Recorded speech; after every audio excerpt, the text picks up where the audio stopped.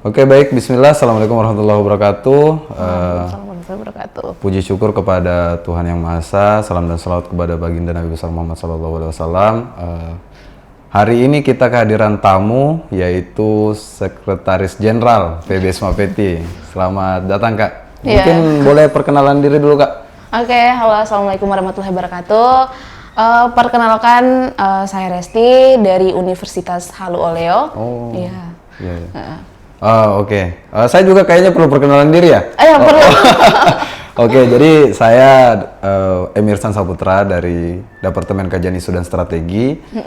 Saya Makema Fapetuha yang hari ini akan memandu ya diskusi kita hari ini. Siap. Jadi mungkin diskusi kita hari ini lebih ke pembahasan yang lepas-lepas saja. Jadi kita mungkin akan bahas seputar Isma Peti, bagaimana problem-problem peternakan yang ada di Indonesia dan juga bagaimana peran mahasiswa peternakan dalam menyelesaikan permasalahan peternakan di Indonesia. Iya, benar. Mungkin kita akan bertukar pendapat ya, mendengarkan pendapat ya, walaupun sebenarnya kita mungkin kalau kita dikasih waktu kurang lebih 4 sampai 5 jam kayaknya kita selesai semua ya. Oke, jadi fokusnya kita sebenarnya bakalan fokus ya membahas sebenarnya masalah-masalah peternakan, apalagi hari ini mahasiswa itu diharapkan menjadi agent of change. Kalau dalam peran mahasiswa kan ada 5 ya yang terkenal itu. Jadi ada agent of change, moral force, social control, iron stock, dan guardian of value. Nah ini sebenarnya yang masih menjadi tantangan buat kita ya. Gimana peran mahasiswa peternakan dalam menganalisis permasalahan yang ada di negara, dan juga bagaimana peran kita dalam struktur organisasi itu. Jadi bagaimana kita memandang organisasi sehingga organisasi ini bisa berdampak untuk masyarakat gitu. Iya, betul. Nah, dari Kak Rista ya? Kak Resti. Resti, oke. Oh, mohon maaf juga ya. Saya mungkin agak lupa-lupa dikit gitu. Oke, nggak masalah. Jadi untuk Kak Resti sendiri selaku sekjen, secara benang merah pandangan dari Kak Resti itu gimana sih seharusnya peran PB itu, dan juga sebagai mahasiswa peternakan peran seperti apa yang perlu kita lakukan untuk menyelesaikan permasalahan-permasalahan di bidang peternakan yang ada di Indonesia. Mungkin bisa dijawab oleh Mbak Resti. Oke, terima kasih. Kita tarik secara garis besar dulu, kita di pengurus besar ya, Isma Peti gitu. Kita kan lembaga kemahasiswaan gitu. Jadi kita berpikir ke ranah mahasiswanya dulu gitu. Banyak yang sekarang mahasiswa kan kita tahu ya, mereka lebih fokusnya itu kayak ke akademik ya, akademik. Oke, itu penting kalau menurut saya. Cuman kadang kita lupa dengan fakta lapangan yang ada gitu. Nah, bagaimana dengan coba cut. Blank ya. Bisa di-cut kan ya? Ya. Oke. Yang pertama ini kurangnya dari mahasiswa sekarang itu tidak bisa membaca kondisi yang sekarang. Nah, kalau menurut saya ini ya, kayak dunia politik ini juga tuh merambat ke dunia peternakannya kita. Ya, contoh nih kayak ekspor impor daging itu perlu untuk kita sebagai mahasiswa ya, perlu untuk melihat bagaimana dengan peternakan kita yang peternak lokal kita sendiri gitu. Nah, seperti itu. Kalau agak Oke. Ya, saya sebenarnya sependapat ya dengan hal itu. Apalagi kita lihat bahwa peran mahasiswa hari ini sebenarnya dia harus menjadi agen perubahan gitu. Iya, benar. Ya, apalagi kita lihat bahwa fenomena mahasiswa hari ini kan cenderung ke hal-hal yang gimana ya, nggak substansial ya gitu ya. Sejauh mata memandang. Iya, benar sekali. Cuman saya memandang ya sebenarnya pergerakan mahasiswa hari ini bisa dikatakan lumayan kolektif, bukan lumayan, sangat kolektif dalam hal penjaringan isu, walaupun nggak merata semuanya. Jadi pandangan kita ya sebenarnya peran mahasiswa yang diharapin adalah kita bisa memandang permasalahan-permasalahan masyarakat yang hadir gitu. Karena kalau nggak demikian ya kita sebagai yang diharapkan sebagai guardian of value, sebagai penjaga nilai atau sebagai agen perubahan kan nggak bisa kewujud juga gitu. Iya, benar. Nah, dari pandangan barista sendiri, kira-kira PBHMI seharusnya, cut ya, cut itu. Oke. Dari Mbak Resti sendiri, sebenarnya pandangannya untuk PB Isma Peti, harapannya ke depan dalam satu periode kepengurusan ini, dia seharusnya bergeraknya ke arah yang kemana sih? Maksudnya kita mau turun ke masyarakat dalam penjaringan isu sosial, atau kita mau berusaha mengeluarkan beberapa program-program program yang sangat suportif untuk kebutuhan masyarakat. Kira-kira gimana sih peran PB Isma Peti seharusnya? Jadi sesuai dengan visi misi PB ya kan untuk kepengurusan tahun ini ya sebagai apa sih namanya itu? Sabar. Oke, sebagai advisor dan juga agregator ya kan. Nah, di sini kita akan terus mengawal gitu kan isu-isu peternak lokal, bagaimana kita menghadapi krisis pangan juga. Nah, apalagi kan sekarang tuh lagi gencar-gencarnya nih perang dunia ya, gitu. Nah, pasti itu salah satunya akan berdampak juga gitu kan di dunia peternakan kita gitu. Di Isma Peti sendiri juga kan ada beberapa bidang ya kan, contoh dari advokasi gitu, yang kemudian akan mengangkat isu-isu terkait peternakan. Nah, jadi itu akan coba kita up gitu. Nah, karena kan ada beberapa kasus-kasus yang tidak ter-up, nah ya kan, bukan mungkin, tetapi ada memang kasus-kasus peternak lokal yang cukup berdampak, tapi kurang untuk diperhatikan gitu. Nah, jadi di situ kita coba up, kita naikkan isunya gitu kan, sampai terdengar lah gitu kan ke telinga pemerintah gitu. Seperti itu. Ya, baik. Sangat menarik sih ya sebenarnya. Kita harus memang menjadi penyambung lidah gitu. Iya, benar. Penyambung lidah dari masyarakat ke pemerintah, bahwa sebenarnya peran organisasi mahasiswa, terutama pada PB Isma Peti tersendiri ya, seharusnya memang kita dapat menjaring gitu permasalahan nasional, terutama di bidang pangan, terutama pada bidang peternakan sendiri gitu. Sekali. Dan juga permasalahan bidang peternakan hari ini sebenarnya sangat kompleks ya. Sangat kompleks, baik dari sisi produksi, sisi nutrisi, dan bahkan sisi sosial gitu. Bahwa bidang peternakan sebenarnya menjadi potensi sangat besar gitu. Apalagi sekarang sudah program prioritas nasional itu MBG ya, makan bergizi gratis gitu. Sebenarnya MBG ini sebenarnya menjadi salah satu program yang dapat menyokong bidang peternakan gitu. Nah, bagaimana sih pandangan dari Mbak Resti sendiri memandang bahwa apakah MBG ini dia dapat menjadi program yang dapat memberdayakan para peternak lokal gitu. Yang dari pandangan selama MBG berjalan, dari terpilihnya Bapak Presiden dan menjalankan program MBG, apakah peternak lokal itu terberdayakan dengan adanya MBG ini? Gimana pandangan dari Mbak Resti sendiri? Oke, kalau pandangan dari saya sendiri sepertinya masih kurang ya. Yang pertama dari MBG sendiri kan ada program kayak harus minum susu ya kan, makan daging, susu, telur gitu. Nah, dari segi susu sendiri gitu kan kita lihat masih banyak gitu kan kayak susu-susu yang masih diambil dari luar gitu kan, masih harus impor gitu. Daging juga seperti itu demikian gitu.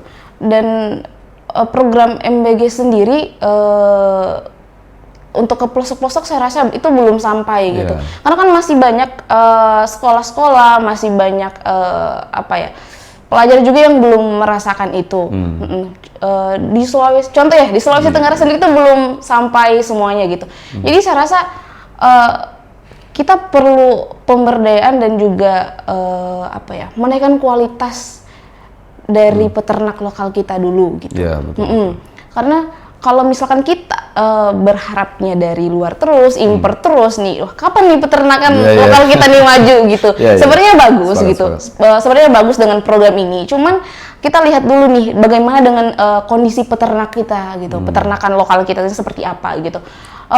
Seperti itu sih kalau dari. Iya. Saya sepakat sebenarnya sih dengan MBG. Saya sebenarnya MBG itu jadi potensi yang sangat besar seharusnya untuk bidang peternakan, terutama untuk peternak lokal. Iya benar. Dan ternyata kalau kita ada cek data statistik, kita ini udah surplus dalam beberapa komoditi, terutama pada telur dan juga ayam pedaging, tapi dalam implementasi dan juga bagaimana masyarakat bisa mengadopsi itu kan masih agak sulit. Iya. Gitu. Jadi ini permasalahan yang masih sangat besar. Apalagi sekarang sebenarnya kita bahas susu ya sebenarnya bagusnya ya. Jadi kita ini secara potensi ya letak geografi Indonesia yang dimana kita masuk daerah tropis, daerah yang curah hujannya tinggi. Apakah potensi swasembada susu itu bisa hadir menurut Mbak Resti sendiri dari potensi geografi yang ada di Indonesia itu? Karena kalau kita lihat kita ini masih lebih banyak impor susu dan juga hilirisasi dari susu kita sendiri, produksi susu sapi dan kambing itu masih sangat jarang gitu. Jadi untuk memenuhi kebutuhan masyarakat, ternyata produksi Indonesia masih belum cukup gitu. Nah, menurut dari Mbak Resti sendiri, secara potensi secara potensi apakah Indonesia bisa sampai kepada swasembada susu gitu? Ya gimana? Kalau menurut saya itu bisa. Oke, bisa. Kemarin itu tahun kemarin kita angkat satu kasus yang ada di Pulau Jawa itu terkait peternak susu lokal ya, sampai yang di-up juga di PB kasusnya kan. Di situ banyaknya karena banyaknya terlalu banyak impor susu ya kan, sampai para peternak dari lokal ini ya susunya dibiarkan gitu kan, banyak yang tidak terpakai gitu. Itu menjadi salah satu pemerhati kita juga, apalagi kan kayak di pemerintahan gitu kan. Nah, makanya tadi yang saya katakan itu untuk peternak lokal itu harus lebih diperhatikan gitu. Jika memang belum mumpuni dari segi kualitas, maka itu menjadi PR kita bagaimana cara meningkatkan kualitas gitu, agar kita tuh bisa stop impor gitu. Betul. Baik itu dari susu, telur, daging gitu. Nah, itu yang jadi salah satu target dari PB juga gitu kan. Mengangkat isu-isu itu supaya nanti ke depannya kita bisa stop lah untuk impor gitu. Betul. Saya sebenarnya sepakat ya dengan hal itu, apalagi sebenarnya kalau kita lihat potensi yang ada di Indonesia ini sangat besar gitu. Sebagai negara agraris, negara yang memiliki potensi wilayah yang sangat luas, apalagi secara potensi lahan itu sangat mumpuni gitu. Yang jadi permasalahan sebenarnya kalau dari analisis saya pribadi adalah para peternak kita ini sebenarnya peternak yang mau berkembang gitu. Cuma secara regulasi dan juga beberapa aturan-aturan dari pemerintah yang harus kita tekan dengan model advokasi seharusnya. Jadi saya waktu kepengurusan kemarin, walau saya mantan pengurus juga kebetulan. Mungkin senior saya ya. Tidak, saya sebenarnya kemarin agak tertarik ya dengan beberapa isu yang ada di Indonesia yang coba diadvokasi oleh pengurus PB, terutama dengan potensi susu. Karena kalau kita melihat sendiri dari pola konsumsi masyarakat sampai ke produksi untuk memenuhi konsumsi masyarakat kan belum terpenuhi. Iya benar. Jadi kita harus impor dari luar. Padahal secara produksi dan potensi itu bisa. Nah, permasalahannya adalah bagaimana sebenarnya kita bisa membangun ini semua gitu loh kan, itu yang menjadi masalah utama ternyata. Jadi sebenarnya bagaimana sih mahasiswa peternakan seharusnya itu, apakah kita harus turun atau terjun juga sebagai peternak nantinya untuk membantu bagaimana sebenarnya implementasi ilmu kita gitu. Benar. Karena kan dogma yang ada di bidang peternakan, apalagi kita mahasiswa, ini yang agak belok nilainya sebenarnya. Iya, benar.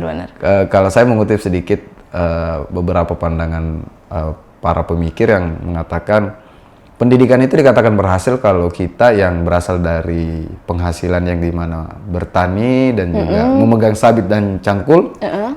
Setelah kita berpendidikan, kita kembali ke situ untuk mengembangkan itu. Nah, ternyata dogma yang ada ini sebenarnya terbalik gitu. Yang kita berasal dari kondisi agraris, bahwa orang tua kita petani, orang tua kita peternak. Tapi setelah kita kuliah, kita mau jadi PNS, karyawan dan lain-lain. Kenapa kita enggak visioner gitu untuk keluar menjadi peternak? Nah, kira-kira sebenarnya mahasiswa itu atau mahasiswa peternakan seperti kita seharusnya kalau keluar dari dunia industri atau keluar dari mahasiswa, apakah kita harus menciptakan industri ataukah kita harus yang terjun ke dalam sebagai karyawan dalam industri itu? Nah, ini yang kira-kira gimana, Mbak Resti? Menarik karena ini ada sedikit pembahasan juga dengan senior kemarin ya kan, di peternakan juga gitu. Nah, kenapa ada pertanyaan muncul gini? Kenapa banyak peternak yang sukses itu tidak berasal dari sarjana peternakan itu sendiri gitu? Nah, itu yang menjadi pertanyaan gitu. Karena kan dari banyaknya sarjana peternakan itu sendiri pasti larinya kayak ke tambang, apalagi kayak kita nih daerah Sulawesi gitu kan. Contoh nih ya Bang ya, di kampus saya sendiri gitu. Mungkin karena di provinsi saya banyak tambang ini.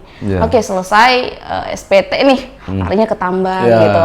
Nah, terus kenapa kamu sarjana peternakan tidak mau gitu terjun ke dunia peternakan? Apakah gengsi atau kayak gimana gitu? Nah, padahal secara jika kita berpandangan secara luas nih ya kan, jurusan kita ini ya, jurusan peternakan itu sebenarnya jurusan yang paling berpotensi dan juga paling aman gitu. Lah, ngapain kemudian banyak yang cuma lulusan SMA, terus yang dari jurusan lain, yang dari misalkan sarjana hukum, atau mungkin dari FISIP gitu kan, sosial, mereka kemudian terjun ke peternakan karena mereka melihat potensi bahwa ini peluang yang sangat bagus gitu, bisnisnya lebih menjamin gitu daripada nih kita jadi misalkan kayak PNS atau kerja di tambang gitu. Nah, itu menjadi PR kita sekarang gitu. Kenapa banyak sarjana-sarjana peternakan kita yang kemudian lebih melirik pekerjaan lain dan tidak mau mengimplementasikan ilmu yang dia dapatkan gitu kan ke dunia peternakan gitu. Seperti itu. Ya betul, saya sangat sepakat sebenarnya ya, karena saya kebetulan dari background keluarga petani dan peternak. Jadi sama gitu.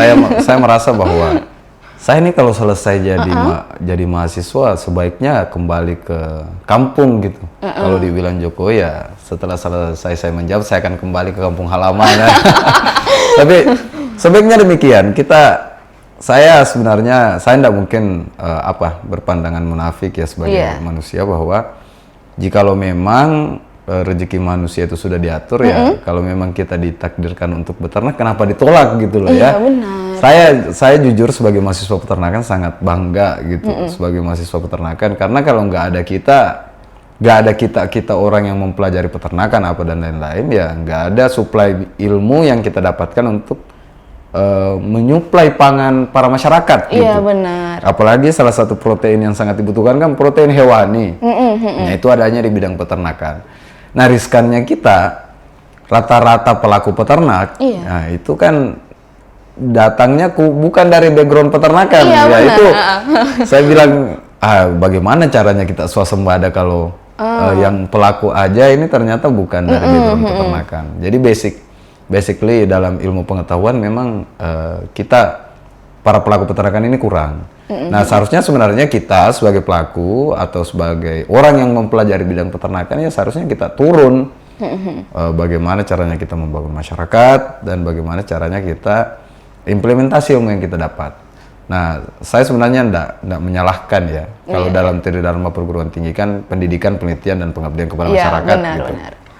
Jadi kita harus berpendidikan, mendapat ilmu, pengembangan ilmu dan pengabdian ilmu gitu. Seharusnya demikian, tapi ya kritik pribadi pribadi sebenarnya untuk beberapa tipe mahasiswa yang ada hari ini sebenarnya sangat cenderung sebenarnya bukan ke dalam menimbah ilmu, mengembangkan ilmu dan implementasi ilmu. Cenderungnya sebenarnya adalah bagaimana sebenarnya dia bisa lulus dengan hal yang ada gitu. Jadi belajar, dapat nilai, skripsian, selesai gitu. Yeah. Jadi nggak ada implementasi. Jadi kadang sebenarnya ini yang menjadi topik juga ya, yang menjadi list pembahasan saya setelah saya dikabari bahwa saya harus berkomunikasi dengan Sekjen PB ya, suatu kehormatan. Jadi saya sebenarnya banyak mengkaji bagaimana sih sebenarnya peran organisasi mahasiswa hari ini. Karena saya sangat terganggu dengan stigma-stigma yang ada, yang menyatakan bahwa organisasi mahasiswa hari ini sebenarnya tidak fokus kepada tridharma perguruan tinggi, fokusnya dia kepada event, fokusnya dia kepada senior gitu. Jadi bagaimana arahan senior ya itulah yang benar untuk kami gitu. Tapi nggak gitu outputnya sebenarnya. Outputnya adalah bagaimana sebenarnya kita mencapai tujuan dari lembaga. Iya benar. Jadi menurut Mbak Resti ya, menurut Mbak Resti kira-kira peran organisasi mahasiswa yang relevan menurut Mbak Resti itu gimana gitu, dan bagaimana paradigma yang hadir dalam organisasi mahasiswa dalam menyelesaikan permasalahan di masyarakat. Gitu. Ya, mungkin itu yang menjadi pertanyaan saya gitu. Izin menanggapi Kak. Ya, silakan. Ya, benar. Kalau kita melihat pandangan organisasi nih, kita sebut aja nih, kan kita menyebut dari organisasi gini. Pasti pandangan beberapa mahasiswa gitu, masyarakat nggak beres gitu. Nah, padahal sebenarnya kalau menurut saya ya, sebenarnya itu berkesinambungan gitu. Apa yang kita dapatkan di kampus, kemudian juga di lembaga gitu, organisasi gitu, bagaimana kemudian kita bisa mengatur waktu gitu. Nah, contoh nih saya pribadi gitu, saya bukan tipe orang yang sebenarnya secinta itu dengan peternakan itu dulu gitu. Nah, kemudian terjun nih, ternyata ada loh lembaga ISMA Peti nih, ada ISMA Peti, terus dia itu membahas terkait isu-isu peternak lokal gitu. Nah, tertarik gini kan, tertarik gitu. Terus kayak, ternyata di dunia peternakan itu nggak cuma ngebahas kayak, kamu kalau udah selesai jadi peternak gini-gini gitu. Ternyata enggak gitu, masih ada hal lain yang lebih seksi untuk dibahas gitu. Kan paradigma di masyarakat kebanyakan ya katanya kalau jurusan peternakan itu buangan gitu. Ngapain sih kamu kuliah peternakan gitu ya, udah nggak usah kuliah sekalian gitu kalau kuliah peternakan. Kan ternyata berbeda gitu. Nah, banyak yang kemudian masih menggunakan peternakan sistemnya modern gitu. Nah, kan kita bisa upgrade dari situ. Gitu. Terus apalagi ya, terkait mahasiswa sekarang yang lebih condong ke akademis gitu kan. Terus bagaimana dengan organisasi? Sebenarnya itu berjalan beriringan, itu seharusnya bisa gitu. Itu menurut saya kan. Harusnya itu bisa untuk mendongkrak ini. Bayangkan ya, kita tuh harusnya kan punya menteri peternakan sendiri. Sebaiknya seperti itu. Nah, siapa yang kemudian mau mendorong itu kalau bukan dari kita gitu kan. Sebagai mahasiswa peternakan, kamu selesai dari kuliah, udah SPT, dapat gelar, kamu mau kemana gitu. Betul. Harusnya kan wadah-wadah seperti ini harus ada gitu. Dan dimulai dari mana? Dari kita sebagai mahasiswa yang mampu berpikir gitu. Nah, cuman kan sayangnya mahasiswa sekarang agak berbeda ya. Betul. Iya, kayak seperti itu. Ya, saya sangat sepakat sebenarnya ya dengan seharusnya peran mahasiswa hari ini bagaimana dia mendapatkan ilmu, mengembangkan ilmu dengan meneliti dan juga menerapkan ilmu yang dia dapat yang sesuai dengan masyarakat atau kebutuhan masyarakat.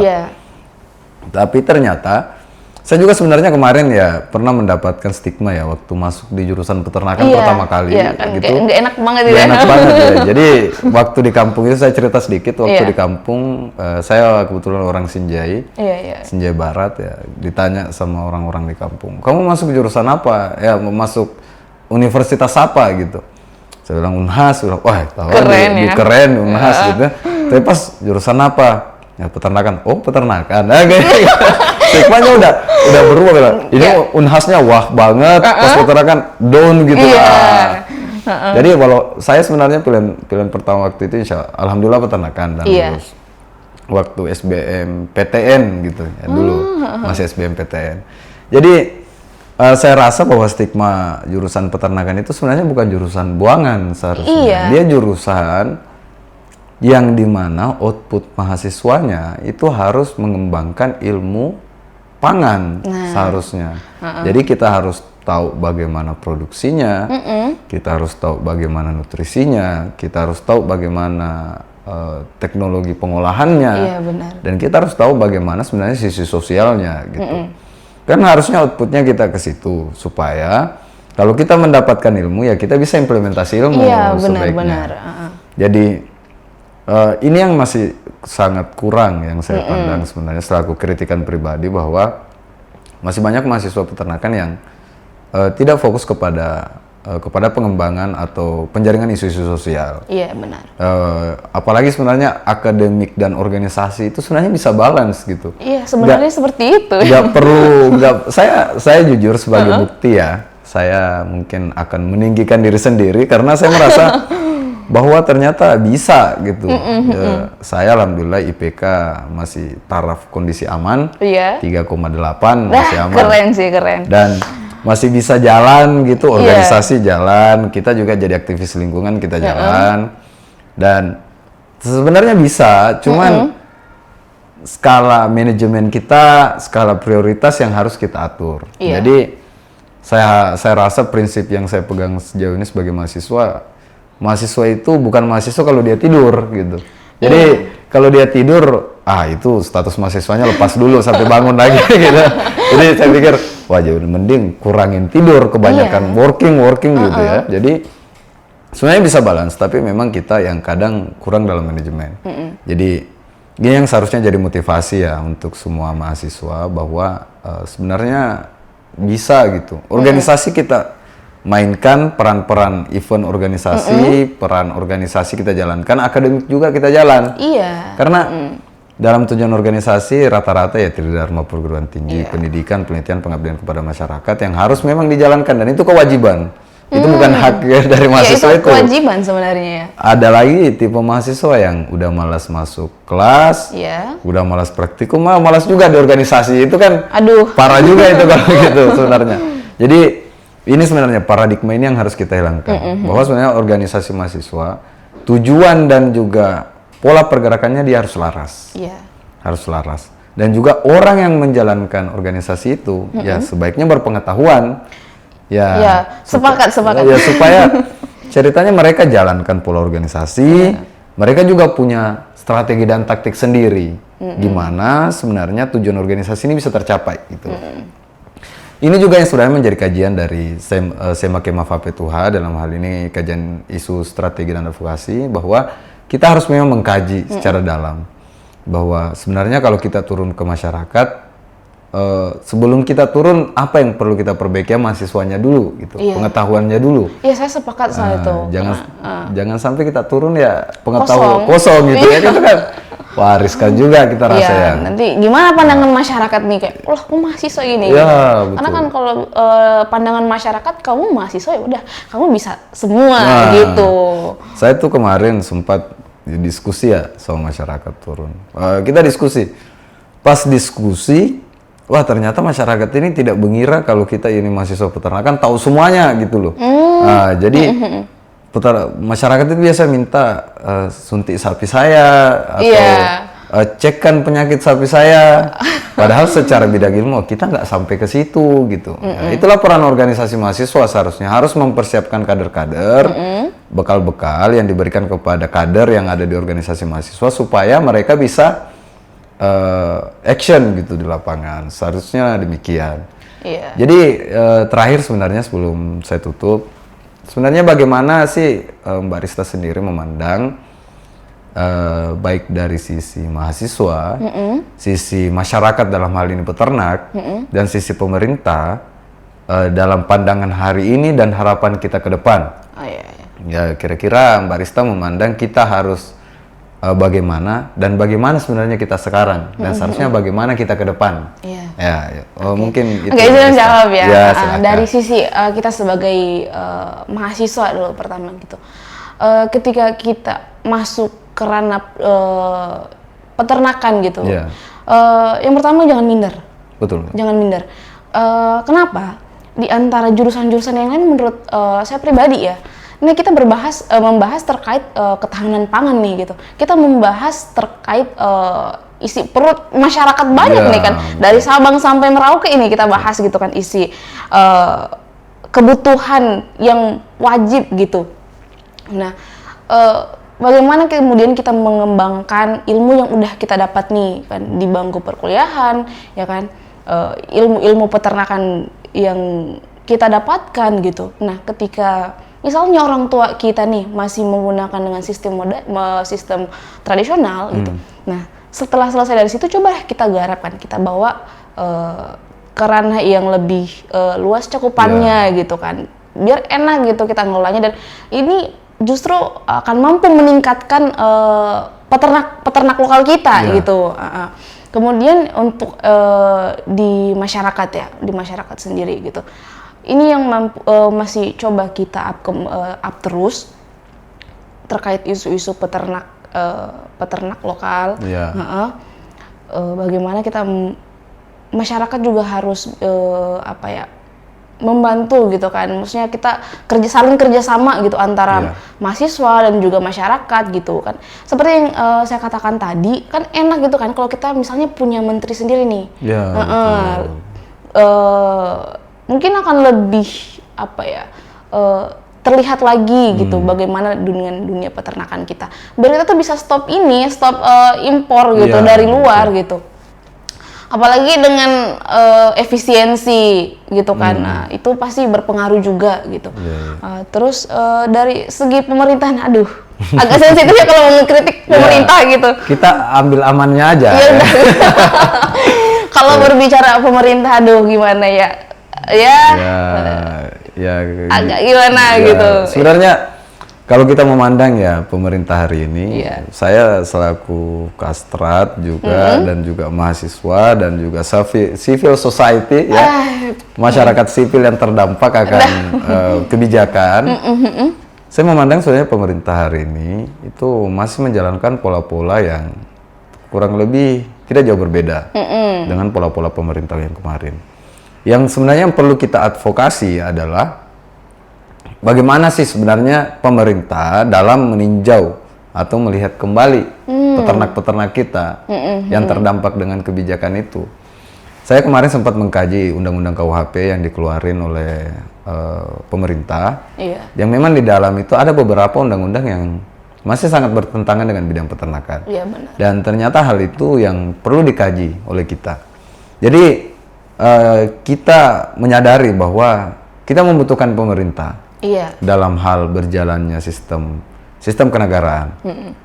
Walaupun dalam proses berjalannya masih kadang timpang sedikit, kita tidak bisa menafikan bahwa ada kasus-kasus yang sangat besar, yang sangat merugikan negara. Nah itu yang kami sesalkan. Maksudnya bagaimana sih sebenarnya kita bisa capai swasembada, kita bisa capai kita bisa capai yang namanya keadilan dan kemakmuran, kesejahteraan masyarakat Indonesia.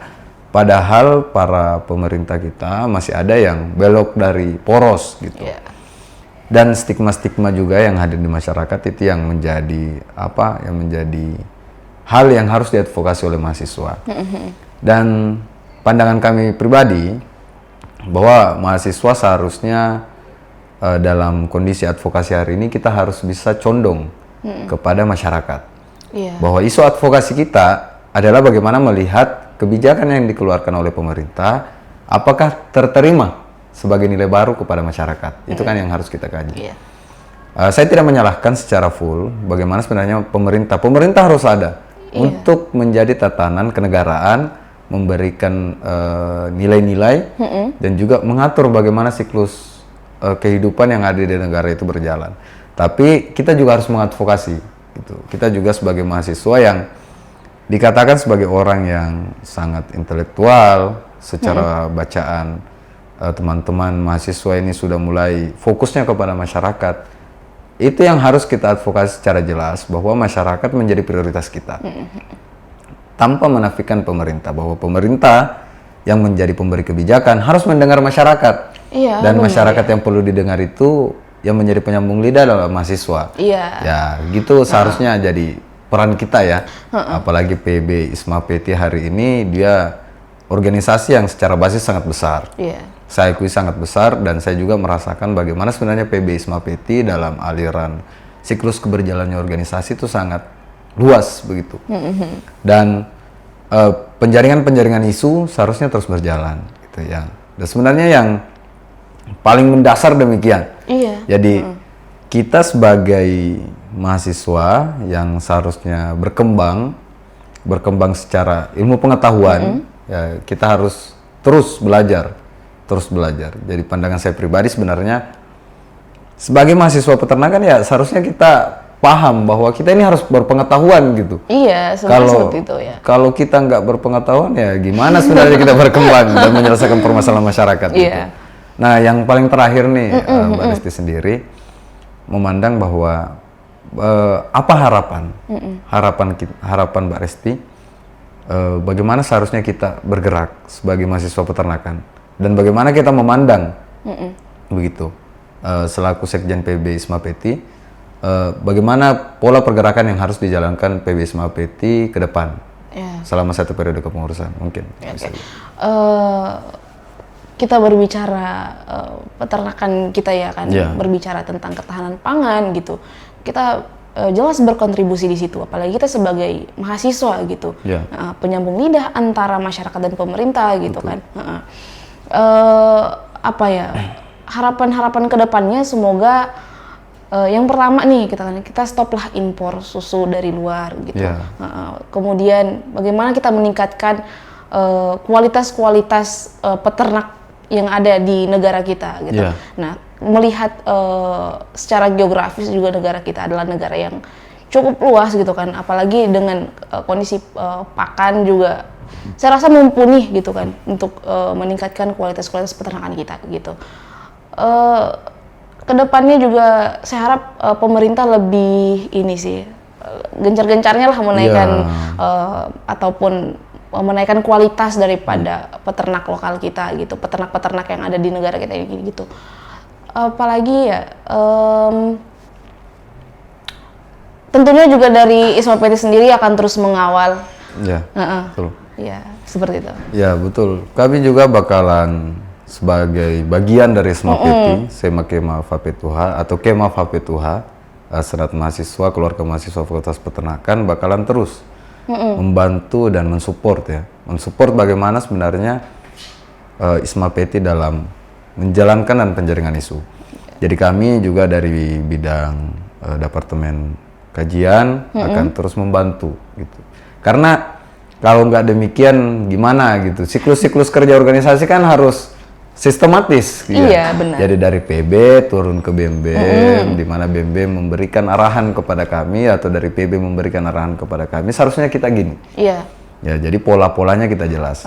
Jadi Kastrat hari ini terus bakalan mengkaji ya, bagaimana seharusnya kita menyadarkan mahasiswa dan masyarakat bahwa sebenarnya kita ini harus bergerak, harus memberikan saran dan solusi. Bergeraknya itu dalam hal yang substansial, dalam hal yang bagaimana kita menghadirkan surplus, bagaimana kita bisa merubah kebijakan, dan bagaimana pemerintah ini bisa melihat langsung bagaimana sebenarnya kita gitu.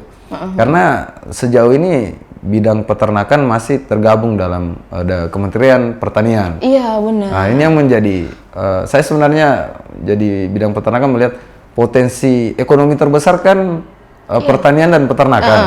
Secara geografis, kenapa bukan itu gitu loh? Kenapa bukan itu yang dikembangkan? Kenapa ndak ada Kementerian Peternakan sendiri? Itu yang menjadi PR, saya rasa itu menjadi PR dari tahun ke tahun gitu, yang masih terus kita up gitu.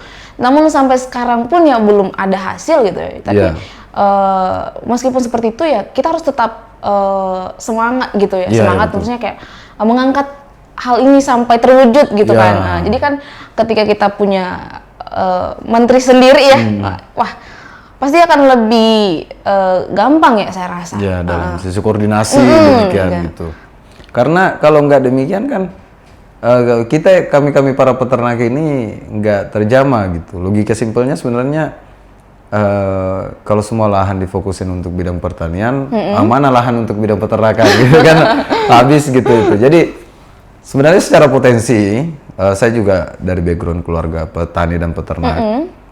Fokus dari keluarga kami itu lebih fokus ke pertanian. Jadi bidang peternakan sebagai sampingan. Nah ini kan logika masyarakat desa yang hadir dan jarang terjamah bahwa bidang pertanian itu sebenarnya menjadi prioritas, tapi secara potensi bidang peternakan ada. Gitu. Jadi itu yang kadang kurang direspon oleh pemerintah dan kami terus suarakan. Walaupun pemerintah sejauh ini sering memberikan bantuan-bantuan pada bidang peternakan, tapi motivasi dan minat beternak itu masih kurang. Ya, itu kan menjadi masalah utama sebenarnya. Iya, itu sebenarnya masalah utama. Apalagi kayak saya nih di kepulauan gitu kan, agak apa ya, masih sulit terjamak lah gitu kan, persoalan mulai dari pakan gitu.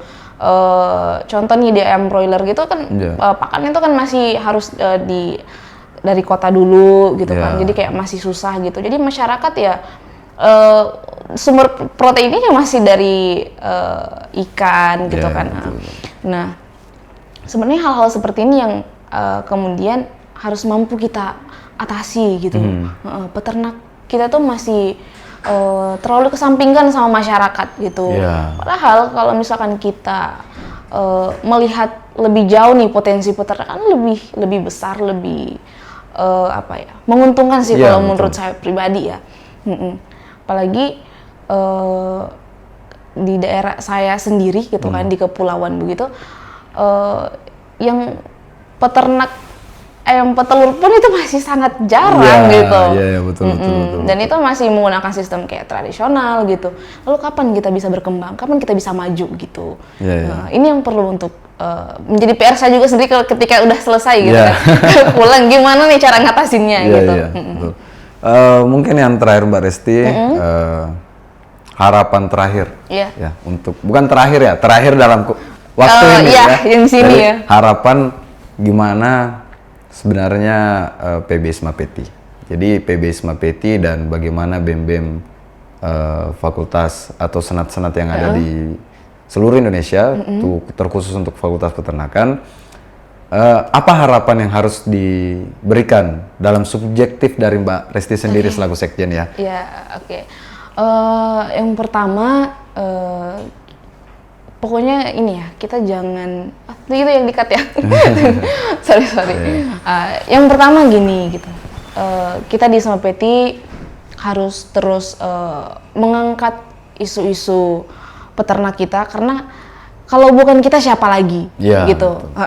Kalau misalnya kita terus bergantung pada pemerintah yang terjun langsung, itu masih ada banyak yang belum terjamak sama mereka. Itu yang pertama. Kemudian bagaimana garis-garis koordinasi antara PB dan juga ketua-ketua BEM nih kan, ketua-ketua senat gitu. Ini harapan kedepannya kita lebih bersatulah gitu.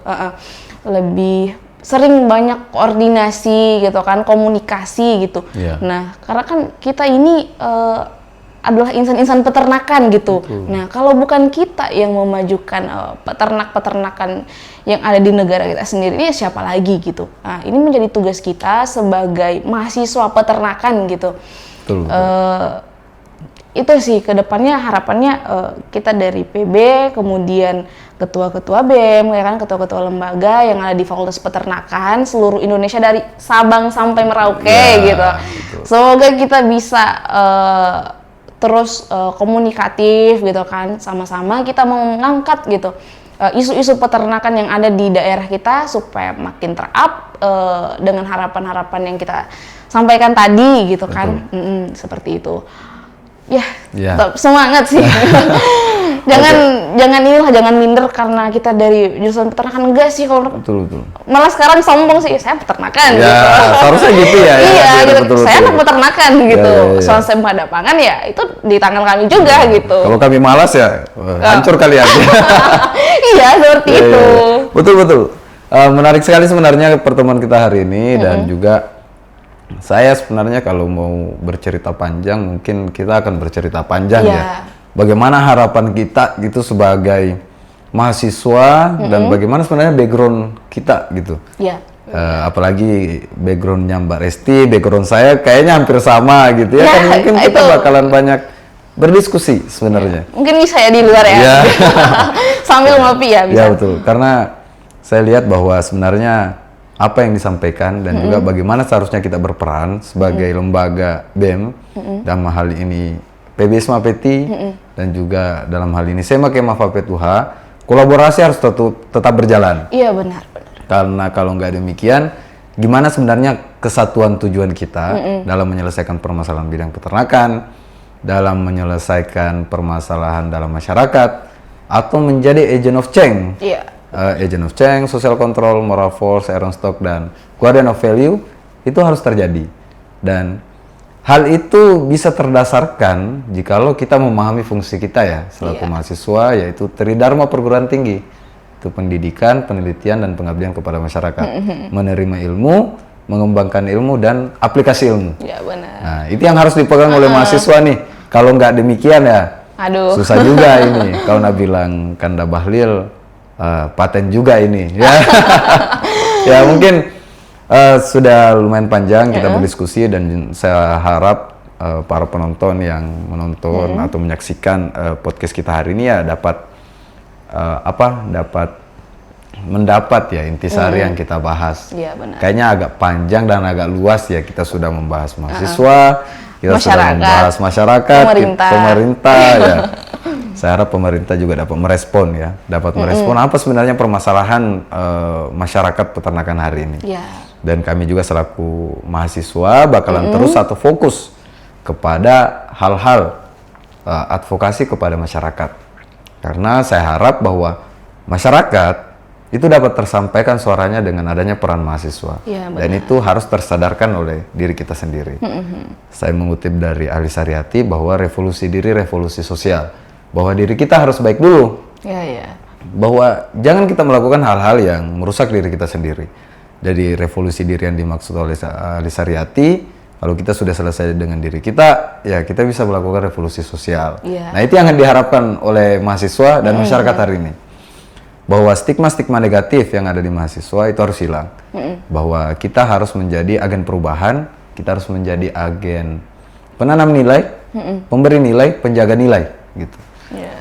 Pertemuan kita sangat singkat, dan terima kasih juga Mbak Resti sudah hadir jauh-jauh dari Halu Oleo ya. Halu Oleo datang ke Makassar untuk podcast yang hari ini saya sangat bahagia terus terang.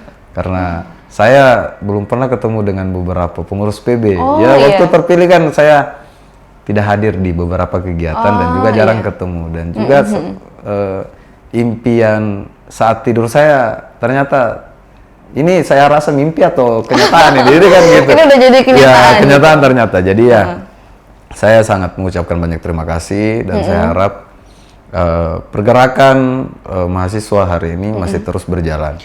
Sejauh mata kita memandang dan sejauh dunia belum kiamat, pergerakan mahasiswa masih ada. Gitu.